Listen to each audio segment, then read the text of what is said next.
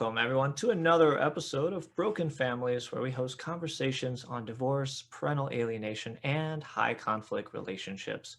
My name is Andrew Folkler. And I'm Barbara Pointe. Today we are going to discuss family court reform and parental alienation, and that is why we have brought on a very special expert guest to lead this conversation. Dawn McCarty is a powerhouse in the parental alienation movement with a riveting personal story that took her from victim to advocate. Dawn's story began when she was kidnapped by her own mother at 4 years old, resulting in losing all contact with her biological father for 44 years. Dawn grew up in a chaotic and high conflict home, never truly being accepted or feeling a sense of belonging in her step family. And this led her to leave home at the age of 16. As an adult, Dawn began searching for her father. However, due to not knowing about her father's birth date, and he had a very common Irish surname, it wasn't until 2016 before Dawn was reunited with her biological father. Again, that's a whole 44 years of estrangement. Today, Dawn has channeled herself to be a speaker for the parents suffering from parental alienation, standing as a director of the National Shared Parenting Organization, Kids Need Both organization, and she is also the co-host to the Humanly Possible podcast. So without further ado, welcome, Dawn. Thank you. Thank you so much for having me. This is great to be able to access different platforms so we can reach, a lot more people than we can just in one place. So the more the better. I think that we need to start sharing and using our voices, which is what I do. I try to encourage people to use their voice, that their voice is valuable, that they do have a voice that they can use. And sometimes it's just been suppressed and we just need to find it. You're absolutely right. And I just want to say this is the first episode of our podcast where we now have 2 formerly alienated children on the podcast. So, for listeners, definitely take notes, see what are the commonalities within our own experiences, so that way you can apply that within your own journey through alienation. Absolutely. And I think that many of us that have gone through this, we have the same stories. We just have different events that happened in that particular story. So we really kind of relate to each other well, at least the people that I have spoken to, where there's a connection that somebody finally gets me. Somebody really understands what it was like for me to go through this, to be that person, that child during those events. And that is a big benefit, I think, for those of us that are starting to unite and to support each other. So thank you, Andrew, you're inviting me on here. That's just another way that we can support each other. Absolutely. So one thing that I know we hear a lot in the alienation community, and seems to be a pattern within all of our stories, is there's that aha moment where we realize things are not as they seem, that maybe we've been led astray, or we've been following the wrong direction, or somebody else had, you could say, more selfish needs that led to us being manipulated. What was that aha moment like for you? Surprisingly, it was only recently. It was recently, because I didn't realize there was something wrong with me, or not that there was something drastically wrong, but I didn't realize there was something wrong inside, that internally I was in turmoil. I didn't know that that was turmoil. I didn't know that that was the opposite of happiness. I just knew that I was reacting to the world around me, whatever it dished. I was the why is this always happening to me kind of person. Why is everybody so mean to me? Why don't they accept me? Why are they rejecting me? It was always about what was happening to me, and then I reacted. I was a reactive type of person where something happens and I would spin off into whatever reaction occurred for that particular event. So it wasn't until when I started getting my bachelor's degree in criminal justice my keystone was on childhood abduction and human trafficking, which ironically I was abducted. So it kind of started putting pieces together for me when I found a group of people that were also abducted by their parent. Now, when I was growing up, we talked about my mom kidnapped me. My stepdad always talked about how he helped my mom kidnap me. It was common to have this conversation, and it was used often like a joke where, yeah, I just went down there and kidnapped her. And that was the way I grew up about this whole thing occurring. And to me, it was just my life, and it was just what I knew as normal. I didn't know that that was wrong. And so when I found this group of people and I started hearing their stories, I was reading about because I was doing my own research for my own paper. And the more I read their stories, I'm thinking, that's just like my story. And then I kept digging in, and I kept, and I finally sent in my own essay saying, hey, I want to know more about this organization. So I submitted an essay to be part of a study that was going on in 2011 for the parental childhood abduction and long-term effects. That was the name of the study. And it was being put on through the Metropolitan University in London. And so a lady came from London, came out here, and she interviewed all of us in the group about what we went through as far as being abducted by our parent and those long-term effects. And it wasn't until then that I started realizing, wow, this is pretty big. And now I'm starting to identify more with, where was I before all this happened? And so I started doing the work. I participated in that. It gave me a really good chance at seeing things that I needed to work on and improve in my life to find happiness. So starting to do the work was a great first step, but it wasn't consistent. So it was on again, off again, because I still wasn't really aware that there was something turmoiling inside of me that I just didn't know that needed to be fixed. So then when I finally found my father in 2016, that's when the Pandora's box just blew open. And all of the anger, all of the pain, all of the hurt, all of the everything just came at me at once like a fire hose aimed at my chest. And it was really overwhelming. And for the first time, I could not handle where I was going on a daily basis as far as my emotions. So I had to start getting help. And it was then that I started learning how to deal with these emotions in a healthy way, instead of just the reaction. Like, in high school, when I was mad at somebody, I ripped the toilet paper dispenser off the wall. And I just had that outburst of anger. And now I'm learning how I can use these tools to really have a healthy way of dealing and working through the issues.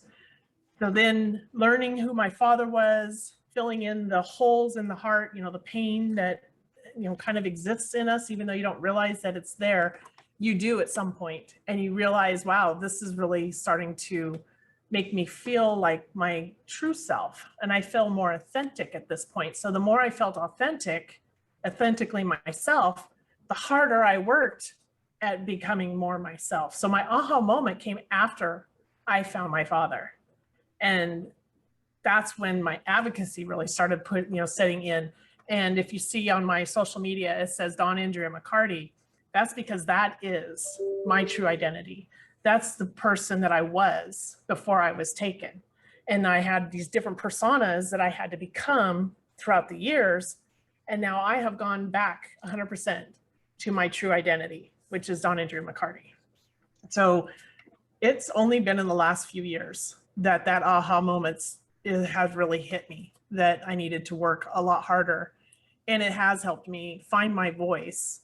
And then I realized that now the voice still needs to be heard. Even though I found mine, I need to help others find theirs. Dawn, that's an incredible journey that you've gone on, and I imagine very traumatic as well. Absolutely. And some people don't have the opportunity to resolve their trauma. And in fact, you've done it and you're doing it. It almost sounds as if you were disempowered before, and now you're in an empowered place. How do you found my power? Yep. Found your power. Great. And I just wanted to add in that that about 4% of American children are abducted by their parents. So the stat is about 4%, I believe. So it's Yeah. maybe more common than what we might think.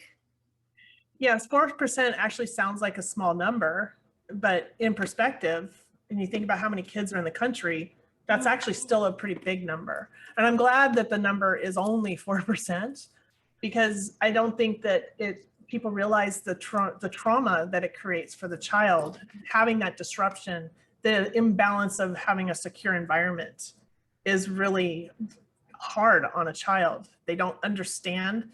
They know that the person that they trust has either disappeared or has drastically changed their life. And that's really hard to be in a limbo. And I called it my twilight zone, where it just didn't feel real. I felt like I was just in my own episode of the Twilight Zone, and I was going to wake up someday and things would be back to normal, but normal never came until 44 years later. Wow. That is a symptom of trauma, by the way, when you feel like everything's kind of like a dream or not real. Or Yeah. you call it the Twilight Zone. I felt like I was the character in my life, and everybody else was just stand-ins, just interacting with me as I was going through this world. So it was like a disassociation as well. Exactly. How interesting that you started that degree and started working on that paper. That kind of. It is. It's interesting how I've been led to certain things. So I always wonder what my purpose was. When I was a child and going to church, they talked about, you'll have a purpose and you live your purpose, you have a family, you do all these things. And I kept thinking, what is my purpose? Because I was a punching bag. I didn't have a really close relationship with my mother, obviously, for lots of reasons, where she left me when I was 2 and then came back and stole me. So she left as a parent, and then she came back and she brought me a different parent. So she replaced one. And I basically grew up thinking that parents were not really required, that anybody could just step in and be a parent. And that is, on a child's perspective, that is the furthest thing from the truth, because I never let go of the fact that I knew who my real father was. She brought in this replacement father, but I never identified with him as being my father, because I knew I already had one. And that's who I wanted. I wanted him to come and rescue me and take me back, but he never showed up because he didn't know where I was. I didn't know that. I often wonder, why isn't he showing up? Why don't I see Christmas cards or birthday cards? Why doesn't he call me on my birthday? And my mom's like, well, he may not care enough, which was part of that gaslighting effect that takes place in the denigration, that she didn't want me to think about him. Now, I didn't have the opportunity to reject him like a lot of children may have when they're going through the situation because their parent is still around. My parent wasn't allowed to be around, so I never had that. But I still heard the same horrific stories, trying to make me believe he was somebody else, that he was this evil person. And at some point, I would often, sometimes I would come to the realization that, well, maybe it's true if he's not even trying to find me. So maybe I just don't know the whole story. When I'm in my teenage years, I was like trying to figure out, do I want to find him? Did he care enough? Maybe if he doesn't care about me, then why should I even bother? So you go through these kind of tormenting kind of thoughts because you don't understand any of it. So it was really difficult to decipher what was true back then. As a child, it's really hard to know the whole story until you actually put it together yourself. And that means that you have to reunite with that parent. You have to have the opportunity to establish a relationship. I'm not talking about just like meeting for lunch. I'm talking about really working on building the relationship so that you can get all of those answers and find the truth. And then come to your own realization, whether you believe it or not. And then that way it's yours and you own it. And I think that's huge for those of us that have rejected a parent and they think, oh, I'm fine without them, I don't really need them. You kind of actually do, because you don't realize you're in turmoil. Yeah, you're definitely correct there. I mean, I went through something similar myself too, just that desire to play detective and try and figure out what is the actual truth. I mean, Yeah, and that was back in 2013, I think, when I started conversing with my mother again and trying to understand, mostly because at the time, like I was going through my father's absolutely. And it's really hard sometimes as children, even adult children, when you have to think back and go through this stuff. One, it can either be too painful and you don't want to bother, or it can be eye-opening, and you either are drawn into, okay, now I have to know all the truth. And that's what I got. I got to that point where I have to know the truth now. And I was able to, I was fortunate to be able to find my father, to have that opportunity to ask him the questions I needed to ask him. And I've described the pain that a child goes through as you may have seen it on Facebook, where there's like a stone figure of it looks like a man holding a hand of a child, and they both have holes in them. Do you know which picture I'm talking about? So I use that as an example where each of those holes are the pieces that are missing. And as a child, those holes have nerves around the outside edges that are painful. So as we grow and that pain is there, we start stuffing things in those holes to try and reduce the pain. Well, when you grow in as an adult, that pain is still suppressed, but it doesn't mean it's not there. When I found my father, I was able to unpack some of that stuff that I pushed into these holes, trying to feel normal or feel less pain. I was able to unpack that and actually heal the part that was the painful part, and then fill that up with the love that he always had for me. So those holes have been replaced with the padding of protection with love. The love that every child has an inalienable right to have from one or both of their parents. They have that right to be loved by both parents.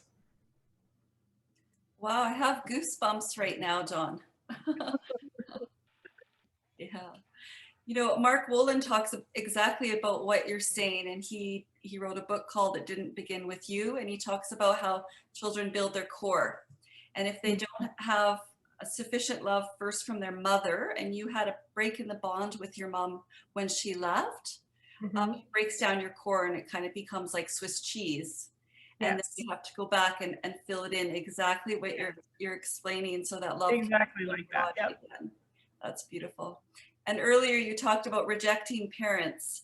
And when we do reject our parents, we become really vulnerable to having diseases later in life. Your body keeps the score. I know there's a book on that, and I can tell you my body has kept the score. And I've dealt with a lot of health issues, a couple of years ago, especially when I was going through my own divorce. I was depressed. I was having a really hard time functioning and dealing with I didn't even know how to deal with the conflict, really. I just didn't even know how to react with this whole falling apart of my own marriage, which I really struggled with because I didn't want to take my children's father away from them. I stuck it out an extra 4 years, hoping that it would work out, but it didn't. It never got easier. And then my second child was born in between in that 4-year period. And then I felt like I was really stuck and in an unhealthy marriage, and I didn't know what to do. I had no way of dealing with this person on an argument level. There was no reasoning. I didn't know how to carry out the conversation that needed to be had, that he would understand. I felt like if I just explain it to him over and over again, I'll just keep trying a different way. Maybe he'll understand it this way. I tried to, think I'll just improve our lifestyle. I tried to do all these things. Then never once did I consider the fact that he really didn't want to make any changes. He was perfectly fine the way he was. So me trying to make changes, even though I thought it was an improvement, wasn't for him. So one, I didn't choose a spouse correctly. I didn't have the skills to know what was a good relationship and what wasn't, because I wasn't given a good example of that. So I literally married my mother, more or less. I found someone that replaced that familiarity and that enmeshment you know, that desire to try and please and improve and constantly cater to, and it failed in my marriage. So it wasn't what he wanted. I didn't know what I was doing. I didn't know how to deal with the conflict. So it just kind of all fell apart. And when we went through the divorce, it was very traumatizing. I was triggered through the whole thing and very emotional about a lot of it and things that he would say.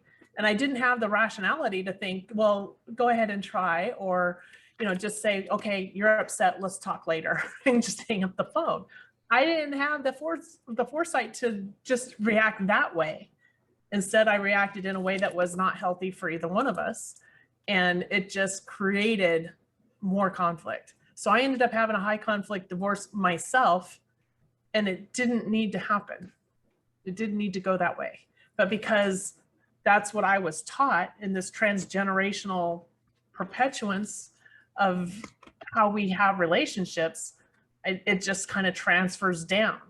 And it gets to the point where as children, as adult survivors, we have to say, okay, it stops here. It has to stop here because it can't go forward any further. What we've been through is not something I wish on my children.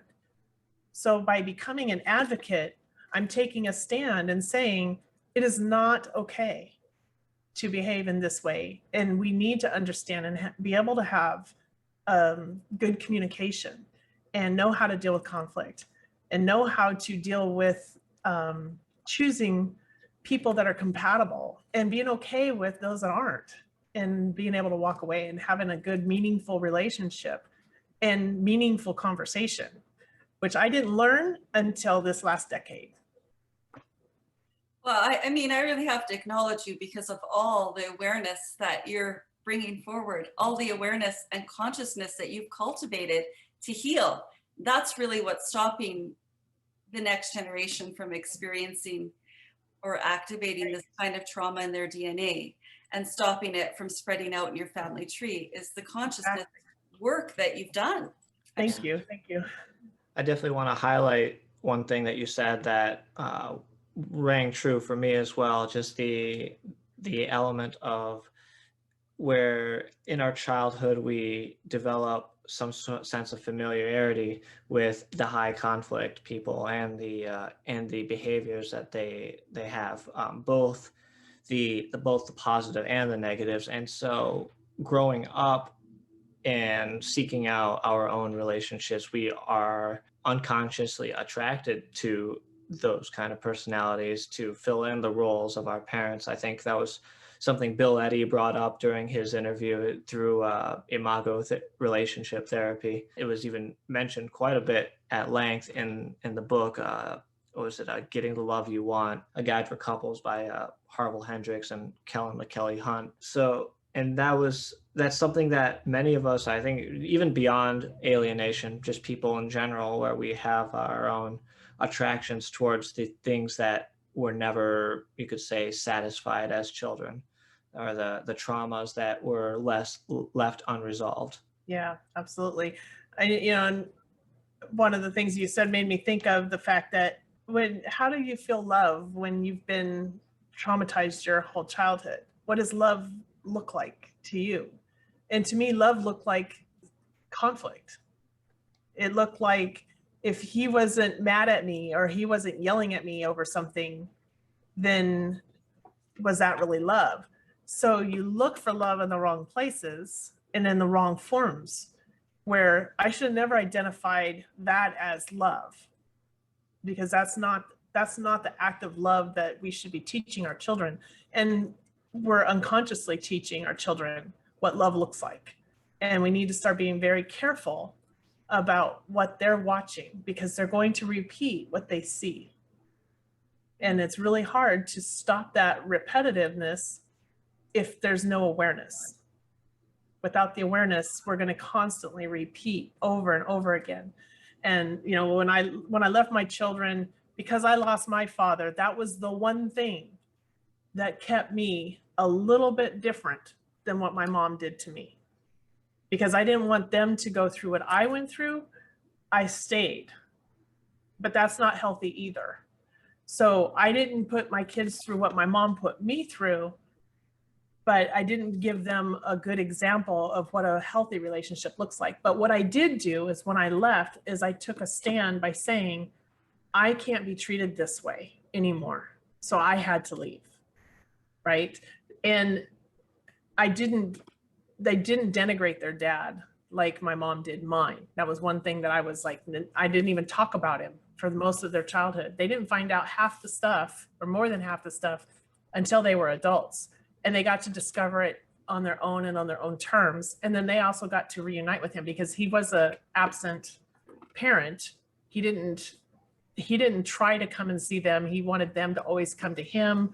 It's still kind of like that now, where he wants them to put forth all the effort. He didn't really want to be a parent, which is another example of me marrying my mom, because my mom also didn't want to be a parent. She wasn't the motherly type. She wasn't nurturing, of course, because she left when I was so young. That to me is the exact opposite of a nurturing parent. So it's really ironic that what we live through, we kind of grow into in our adult lives and continue living that same lifestyle, more or less. It's not really a lifestyle, but you're kind of stuck in the same limbo, the same twilight zone, the same patterns, because you don't have the awareness. Well said, Dawn. It just carries on. If that trauma, it wants to be resolved, so it'll just stay with us until it's addressed and released. So yeah. Bang on with what you're saying. I was just curious, like, because you mentioned your mom, how's your relationship with her now, considering that you are conscious that you had a break in the bond with her and that you did not receive the nurturing that you really needed to build your core as a child.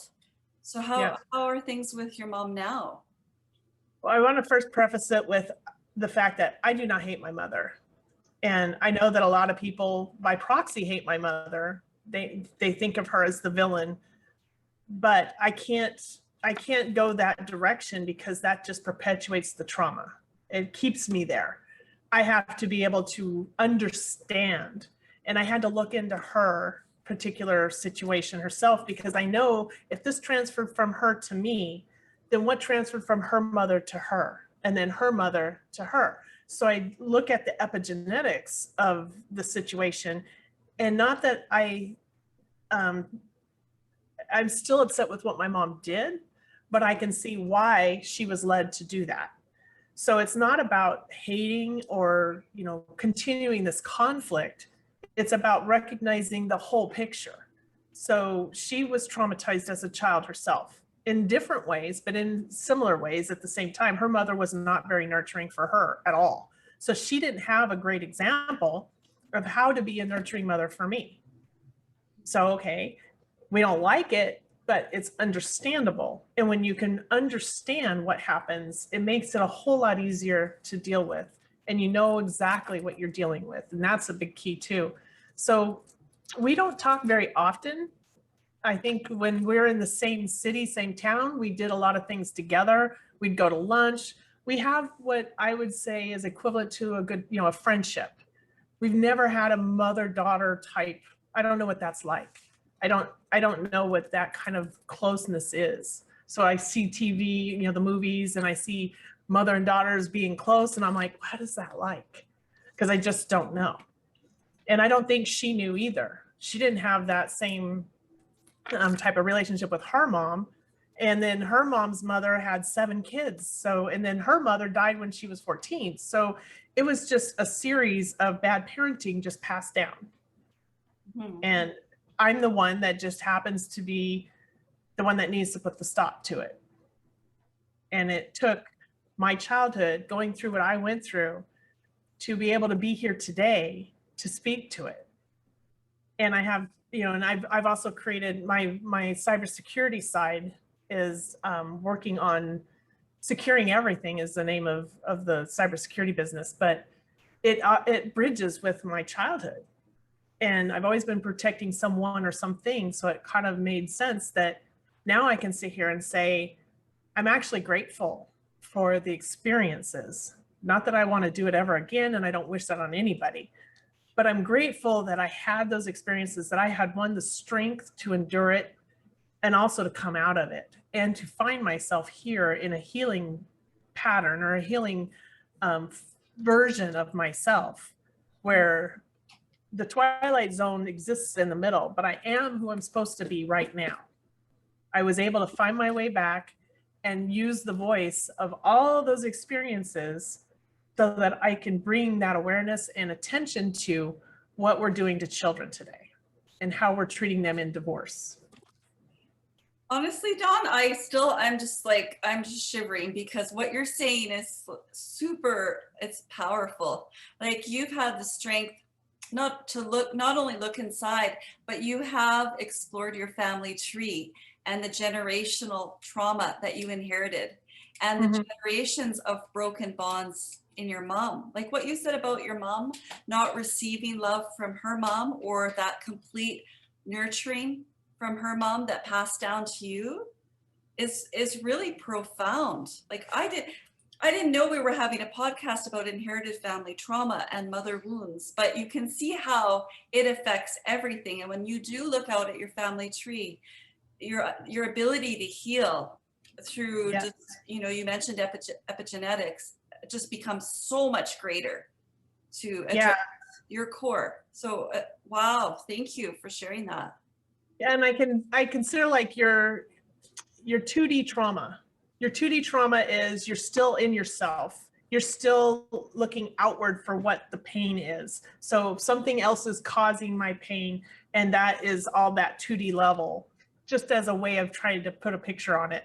That's cool. So until you move into that third realm and that 5D realm and you become more aware of the whole thing, I think you don't realize you need to heal until you can move past that 2D version where it's just a simple cut and dry, black and white.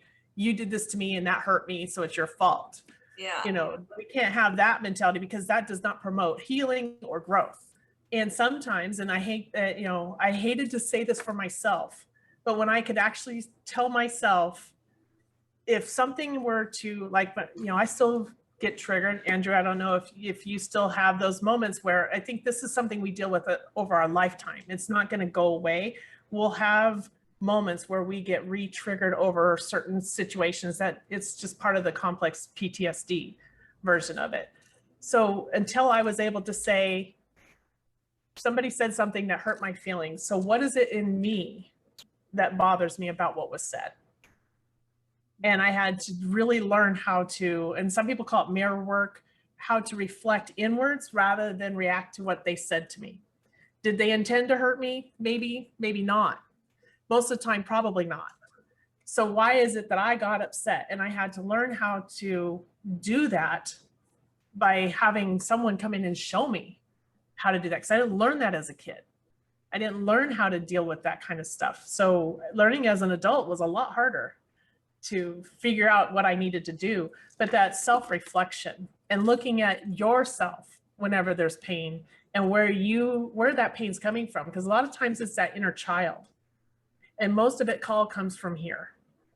And when you can address that and figure out, okay, I can talk to, we call it like my little girl. My little girl's really upset right now because somebody said something. And you have to appease the little girl.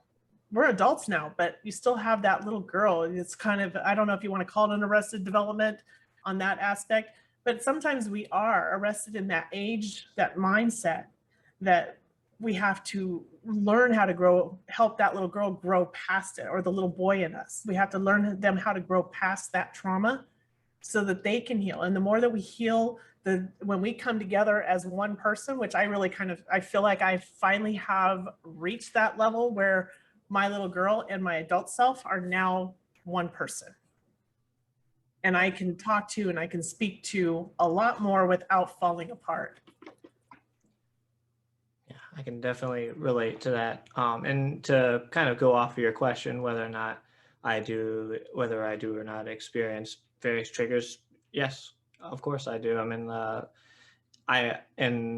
as an adult, obviously I'm a lot better at hiding it, but it's just kind of the way the game is. Most days, because like you, I did a lot of personal and inner reflective work, a lot of meditation, and trying to figure out what are the values that I want to stand by, and what are the parts of myself that were, you could say, imprinted as a result of the alienation rather than organically a part of myself.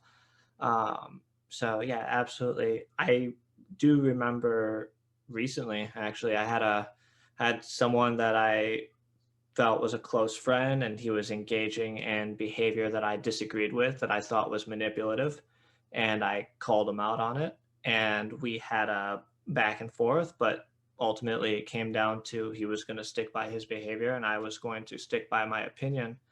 And my conclusion was that if he's going to stand by those behaviors I was calling him out on, then that would mean that he feels those behaviors are justified, which I deemed were wrong, and I got very upset about it.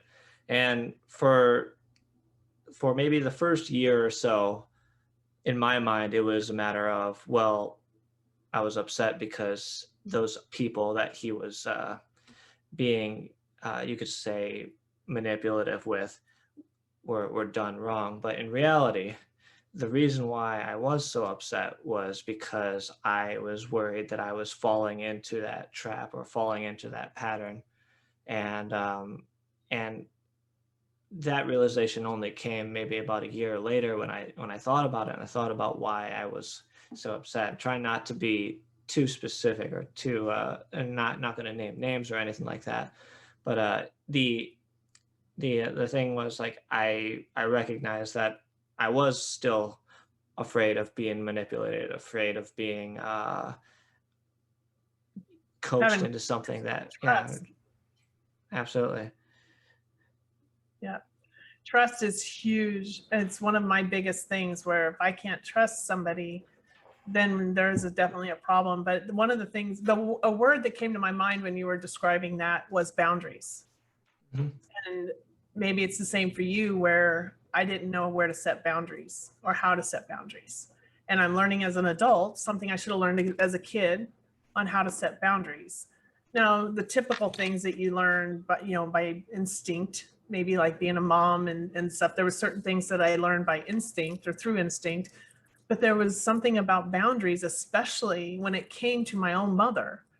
I did not know how to set boundaries with her. And that's part of that enmeshment piece as well, where even as an adult, she can still push those buttons. And I'm right back to that little girl again, trying to figure out, how am I going to make her happy again? And it's not my job. And that was really hard to learn, that it is not my responsibility to make sure she's happy. That's her responsibility. And recently she wanted to move in to our house, and it was to the point where my kids were like, no, they're adults now. And they did not see it as being a healthy thing as well. And I was struggling really hard with, how do I tell her no? That was really difficult. And it was very complicated, and I was stressed out beyond belief, because it's the first time, well, I can't say it was the first time. It was a big thing where she was going to be homeless if she didn't have a place to go, because her husband had died, and the roommate that she was living with sold the house, and now she had nowhere to go. How could I not help her? So boundaries were really important for me to learn, and me living with my mother is not healthy. We've never had a healthy relationship where we live together. So I couldn't allow it to happen now, because if I did, I would, my children, I stood to lose them. So now I'm in a position where I'm choosing my mom or my kids. And going forward, it has to be them. They're my children. They need to be 100% sure that I love and value them and put them first, which is something I never had. So I found a way. It was hard, but I finally found a way. And so she's living with another family member, and she's doing okay as far as I know. I haven't seen her for several years now. since 2018, I think. And we don't talk very often. Occasionally she'll answer an email that I send, or, you know, she usually doesn't do the initiating. I always have to contact her. And she'll say, oh, I know you're busy. I don't want to bother you. And I'm thinking, just call. If I can pick up, I'll pick up. You know, maybe I need a distraction from that busy. But yeah, it still is something I deal with today. And even after I found my father, there was still, the denigration was still going on. And so it never stops. It's always there. And we don't have a lot of opportunity to talk about him now, but when we have, it's still somewhat negative about him. So even though he's dead and gone, that alienation action, that act of trying to change my perception or my opinion of him as a person still happens. And I've seen that with other people as well, where they still are dealing with, as an adult, they're still dealing with the fact that they're being gaslighted about their other parent, or whatever the action is, it still happens.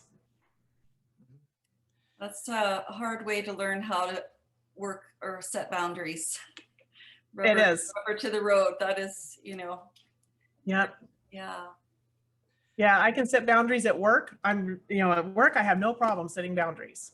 But when it comes to my mom, and even sometimes with my kids, I'm learning now that I can't be so much the opposite that it's not good or healthy for them. So I've had to, I have to work with boundaries on that as well. So it is definitely the hardest way to learn. Yeah, I can definitely empathize with that too. Yeah. When you do step in and you set a boundary, especially with someone like your own mother, what opens up for you that's even more important? It was almost like when she finally stopped with the relentlessness of it, it was such a relief that, oh my gosh, I finally was able to put my foot down. Now, I put my foot down with her in other ways when I was beyond angry. The person that's not dealing with things correctly, just reacting, I had no problem reacting towards her in anger. But now that I moved past the anger, what does that look like? So it was a different way of responding to her. So it was just a foreign example that I had to figure out. It's like trying to just figure out the problem. But it's constant work. It is really constant work. But I would not have it any other way, because now I feel more myself. I'm happier than I've ever been, as far as true happiness and being who I am and who I'm meant to be, and knowing that I have been validated in all of my feelings, and everything that I've been through has been validated, that I'm not crazy. It was true. I was bullied as a kid because my friends didn't believe my story. So I went through a very traumatic high school, those years in high school, that I was just laughed at, called a liar. So basically that I was, the epitome of pond scum, because I would tell this horrific story, like, you're not abducted, those are your parents, because we had this pretty, this picture perfect image of a family. And they just couldn't wrap their head around the craziness. So now it's finally to the point where I have been validated, and to some extent vindicated. Like, okay, people definitely believe me now. And that's huge, because we need that validation. I was talking earlier about the love languages. We all have different forms of love language. And when you are only given a certain type, a certain expression of love, that's not yours. Even as a child, you still have your own. It's really hard to identify what is love and what's not love.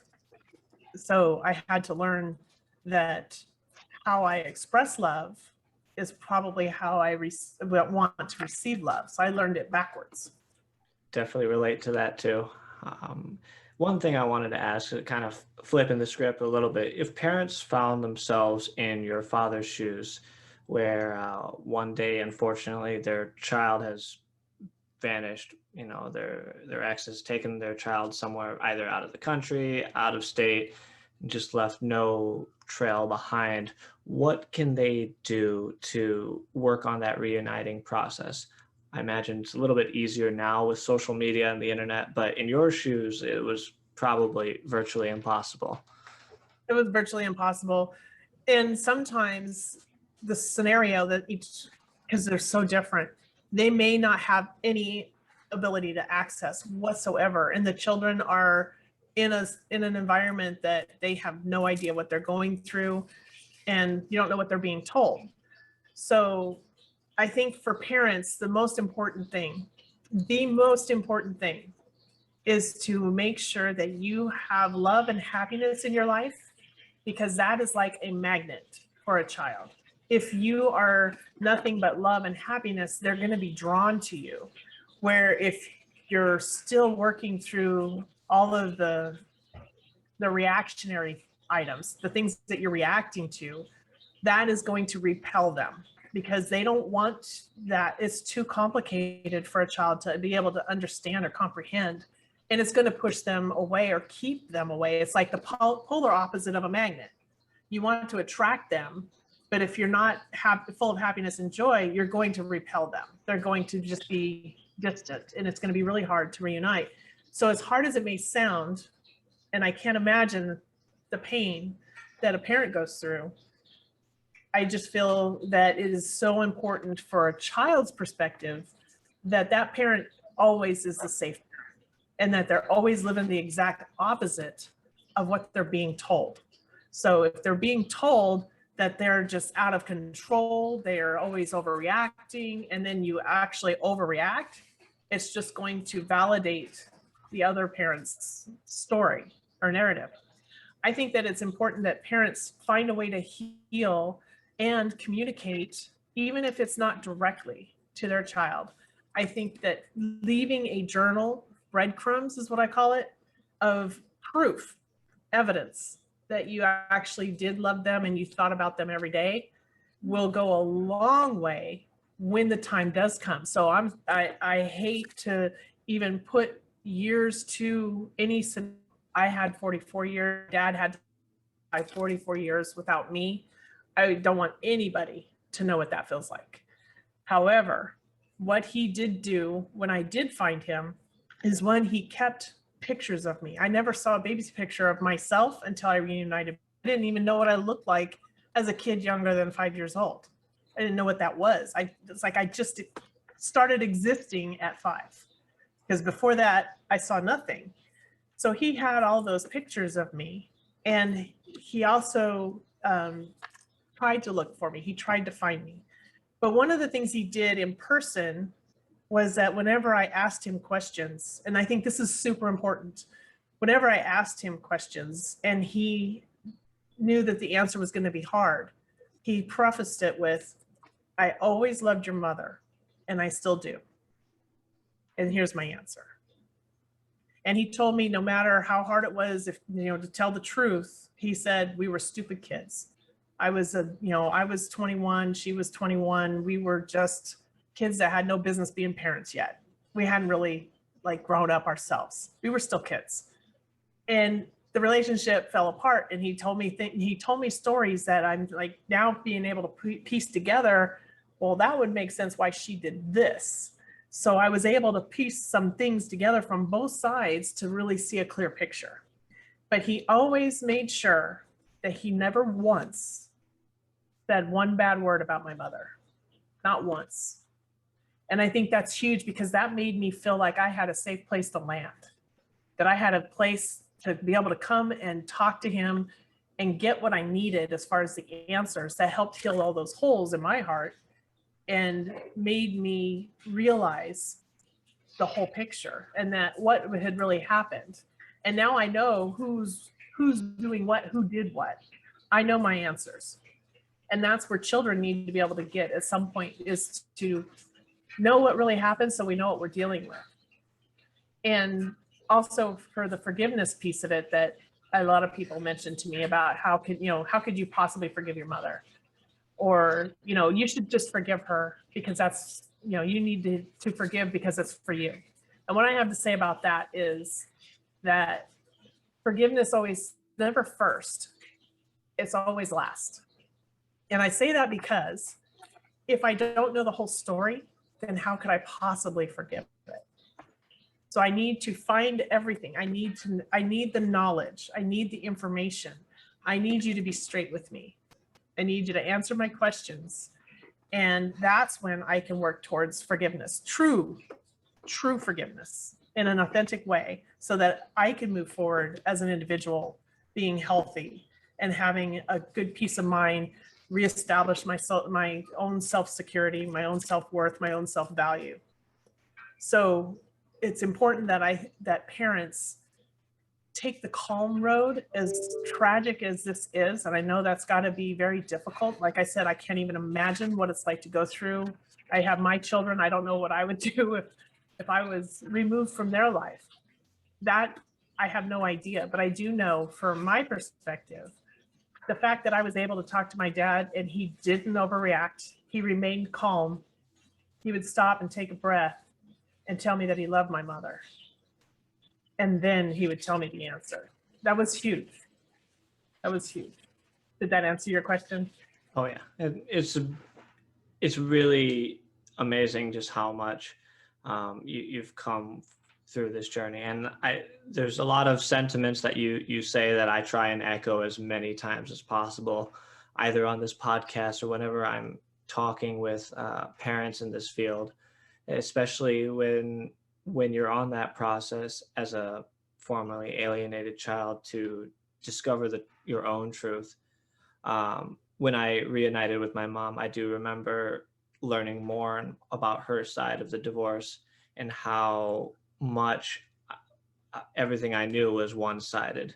And the journey of understanding and piecing together both sides and stitching together my own form of truth, my own version of the truth, so that I would understand why both parties did what they did and what led them to the actions that they took, brought so much catharsis, just like the way you were saying that it's an incredible feeling for yourself as someone who's going through a healing journey, but it's also something that allows for, like you said, forgiveness. I recognize the faults in both my parents. I can humanize them, like you've been saying this entire podcast. And from there comes the ability to accept and forgive them for who they are as people, and living a life where I can have a relationship with both of them. So, I mean, it's everything you've said so far this past 45 minutes has just been incredible. And I really appreciate all the wisdom that you've shared so far.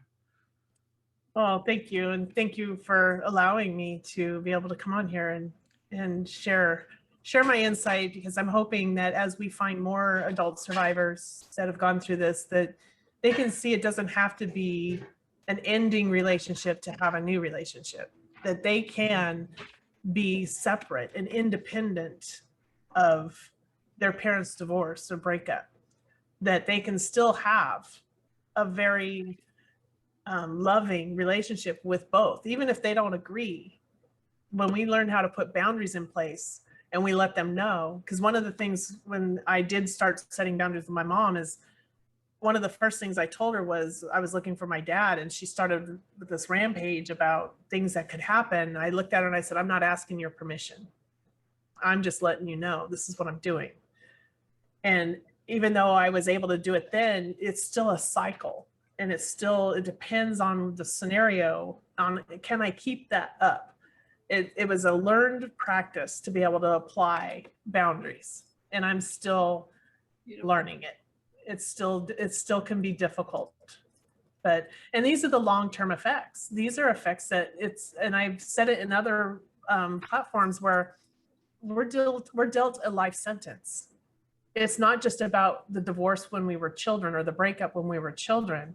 It's about how it affects the rest of our lives and our decisions, in my relationships, and our health, You know, it affects everything about us. It's not just about until we turn 18 and poof, magically it all disappears. That's a myth. The myth that they tried to say that children will, you know, they're resilient, they'll come back when they're 18, they'll know what to do. It's all a myth. And if anybody tries to convince you of that, that's a lie. That you have to do, everybody has some work to do here. But it is a life sentence that is handed down to kids through family law when this is going through the court system, and you have to choose which one of the parents is a better parent. Every time that decision is made, the child always loses. Always. Absolutely. So on that front, since we're getting close to that hour mark, I did want to squeeze in a couple more questions before we wrapped up. The first one being, could you tell us more about the National Parental Organization and how that can change the landscape for shared parenting? Just so if there was a listener out there that wanted to be a bit more of an activist, or even just learn more about how to change family reform policy. Sure. So it's the National Parents Organization, and I chair I'm the founding chair for the state affiliate for the state of Florida. And I joined this because I wanted to bring the child's perspective to light. And I started to help working on it was a alimony bill, divorce type bill, that also included a phrase that said the rebuttable presumption of equal shared parenting would be established. Now, I want to say that my primary goal is to make sure that parents are equal in the eyes of the law, so that you are both established as a parent and then go from there. A lot of people there's a lot of controversy over the 50-50 or that equalness part of it. And although I think that 50-50 is the best for a child, in the event that there's no harm or danger that could come from being, so that has to be established. That's the rebuttable presumption. When a family has no concerns over any kind of abuse or neglect for a child, then the child should always have as much or as close to equal parenting time as possible. And that being said, that doesn't mean you're going to automatically get 50-50. 50-50 is just the baseline. It also depends on, does mom work out of the home? Does dad work out of the home? Do one of them work in the home? One works out of the home? Is one, firemen or fire, people, they have 3 days on, 3 days off, or, some kind of crazy schedule where they may not have that ability to do a 50-50 split. So it depends on each family dynamic on how time is allotted towards each parent. But as long as the child has consistency and they know what is expected and where they're supposed to be, and I've seen it work in many situations where the child knows what day they go where. And they have to become accustomed to having two homes. They have two homes, they have two beds, they have two sets of clothes, they have, two different neighborhoods. They have to adapt to that, but it's completely possible. In fact, it's easier to adapt to that than it is to the absence of their parent. So I think it's really important that we don't remove a parent when it's not necessary to remove one, and that we have as close to equal parenting time as possible, depending on schedules. And that, I think, can be worked out in the mediation stage, where I also worked with Kids Need Both, and our goal is to keep families out of court so that we're not getting into that high conflict, so that we're not getting into an adversarial position. Because you don't have to go to court to get a divorce, and I don't think that many people realize that. You just have to have an agreement that the judge can sign off on. And you can do that outside of the court. You can do that without an attorney. You can do that with collaborative attorneys, with mediators, with people that know how to walk you through getting a divorce in a more healthy way that's better for the child or children. So National Parents Organization strives for that equal shared parenting. And like I said, my goal is to make sure that parents are equal in the eyes of the law, so that they both are established and are, what's the word I'm looking for? I guess established is good enough to where they are both recognized as a parent in that child's life, and not having one of them removed. Right on. And then the second question I wanted to throw in there, and then Barbara, I'll throw the ball into your court. So the word or the term parental alienation, just it has a lot of stigmas attached to it. If you add in syndrome at the end, I've been told by lawyers and other colleagues that it's not a favored term in family court. Then you tack on all the shenanigans, for lack of a better word, that Richard Gardner has tacked onto it due to his reputation, and now we have a bit of a mess. As far in my line of work in marketing, we have a huge mess because it's not a good word. It's not one that it has too many stigmas attached to it. So do you think that, or do you agree that there should be like a newer term for it, considering that we're still trying to get it into the DSM-5, we're still trying to get it to be a bit more acknowledgeable in family court? Should there be a better term for it, or maybe even a set of subsets for that catchphrase or buzzword? Yeah. So I'm going to go a little crazy on you here and say that, okay, first of all, parental alienation is a action. It's not a label. It's actually an action, something that takes place. I realize that there's some controversy over somebody, and whether or not those reasons are true or not is besides the point, because we're not talking about the Gardner action. We're talking about what are parents doing today and what is that called? Alienation is the most common, or parental alienation is the most common used term that most people around the world recognize.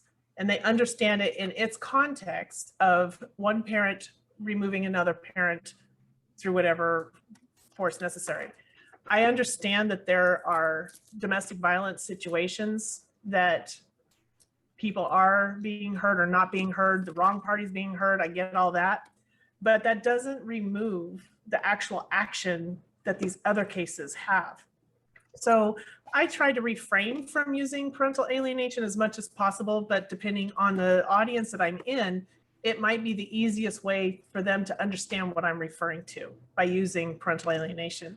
Oftentimes I will preface it as being the obstruction of the family bond, hostile parenting, any other way that you can describe it. But hostile parenting and the obstruction of family bond requires a follow-up question like, what is that? Where I realize that parental alienation is not the preferred word, but everybody, even the ones that don't like it, understand what we're talking about. So is there a better word? I don't think we've found one yet. So far, I've been using a child estrangement, unless I have to be very specific, and like you said, and say parental alienation. Well, then the estrangement piece of it is, that's when a child decides not to have a relationship with a parent. So it depends on if they're looking at the actual meaning, is it really the right word? So I don't think we have a perfect word, but I think semantics is part of the conflict.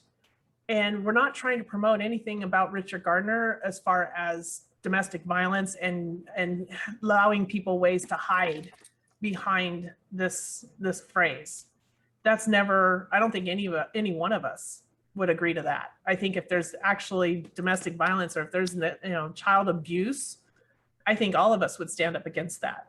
So it's not the word. It's not the word that's the problem. It's that everybody wants the word to mean one thing. But there's so many people around this world that use this particular phrase that you may think you can change it by complaining and saying that it means something else, but it's still the most commonly used term to describe what we're talking about. And as far as PAS, I will never claim to be a child of PAS, because PAS would mean that I have a medical condition that's considered a syndrome.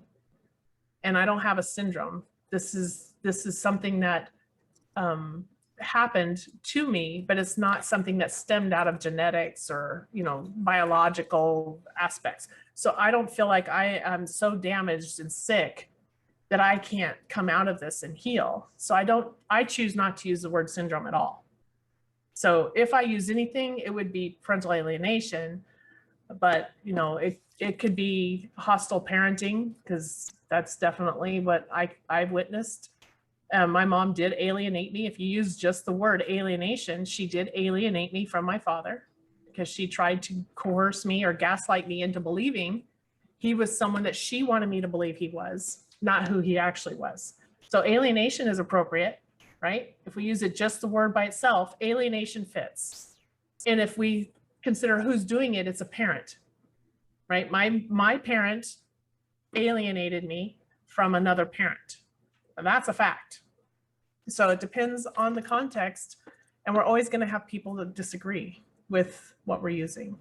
So like I said, I think that the voices need to be heard on all aspects. And if someone is being abused, nobody should be able to hide behind this phrase. And I think that's a problem with the family court, not the people. So we're fighting with amongst ourselves when it should actually be the family courts that we're fighting with, because they're creating this adversarial life for people, but yet they're not giving anybody or affording anybody the opportunity to defend or to bring charges against, because it's family court. So if there is validity in an abuse charge, that should be a criminal case. And there should be somebody taking that up in criminal court. Because I think once you can prove that something's wrong in criminal court, family court becomes a lot easier and less congested. We're always going to be congested though. So how do we fix that problem? The problem is for most cases, most divorces, they don't need to go through court, because it just clogs the system. We think we need to go through court. We have to have attorneys. We have to show up. We don't have to do all that. All we need to do is come into an agreement. When two parents aren't adversaries, they can come to an agreement and divorce amicably. That would be a lot healthier for the child, if we can get to that point. And Dawn, I just want to say that that's a really nice place to just have a soft, safe landing. Just reminding everyone that family court is not a loving place, and it was never set up to deal with families and to deal with children. So I just love that you underscored that, and also love that you highlighted that parental alienation is not a place to hide abuse, domestic abuse. It's great. Right. But sometimes that clarification is not made. And I think it's really neat that you did bring that up. It's very important, you know, and for someone like me and Andrew, you know, our voice is important. And I think everybody's voice is important. Beautiful. Beautiful. All right. Well, before we wrap up, Barbara, did you have any last minute questions you wanted to throw at Dawn? I don't. I mean, I always invite our guests to send out a few last pearls of wisdom. We don't want you to go away without something that was unsaid. So if there's something that's in your heart that you'd like to share, I invite you to do that now before we close. Oh, well, but you guys let me say so much that, you know, I think I covered most of it. I think that we have to move in the direction of finding a solution instead of the infighting. One of the things that I see is the chair for the parents organization is this gender argument over who's, you know, it's the parent, it's the mothers, it's the fathers. And as the child, I don't care. I really don't care, you know, and it has nothing to do with gender. In my scenario, it just happens to be that my father was the one that was the victim. And so when I speak about fathers, I'll have people actually, you know, come at me because, you know, it's the mothers. And none of that matters as far as my perspective. It matters at the, you know, with the level of who it was in my particular story. And having these gender wars is not solving the problem. And what I see is that we have a high level of fathers that have been removed from the family, but we're starting to see an increase in the mothers. And if we allow this to become an equal problem, then we have our children that are parentless in almost every home. So we can't allow this to elevate to the level of fathers. We need to bring fathers down. We need to minimize the removal of a parent without just cause, and not allow this whole war between it should be the mothers, it should be the fathers, or it's more the fathers than the mothers. None of that matters because none of it solves the problem.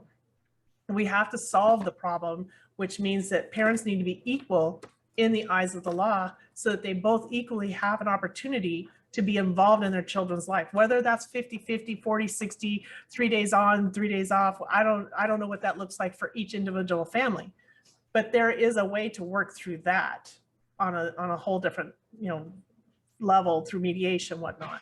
And what works for each family is what they need to figure out.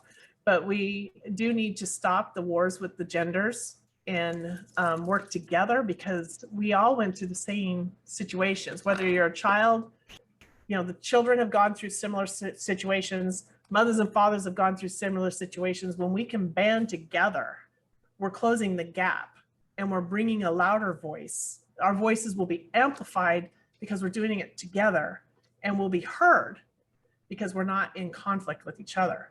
If we can't organize, then we can't win a war. We have to organize. We have to be in unison with each other and not look at it as a gender problem. And I think that is my closing statement. Very powerful. Thank you. And I agree 110%. Thank you. Thanks, All Dawn. righty. Dawn, what would be the best way for listeners to reach out to you if they wanted to learn more about what you do or just contact you? I have a Linktree account. So if you go to Linktree, I think it's, I forget the address actually. It's link.tr, I think. And it's Dawn McCarty is my username. So on there has all the ways that you can get access to me on social media. I'm on Facebook. It's Dawn Andrea McCarty. I also have Securing Everything on Facebook. My website is www.securingeverything.com. And I think that's, yeah. I mean, if you Google my name, I come up on all the different platforms too. Right on.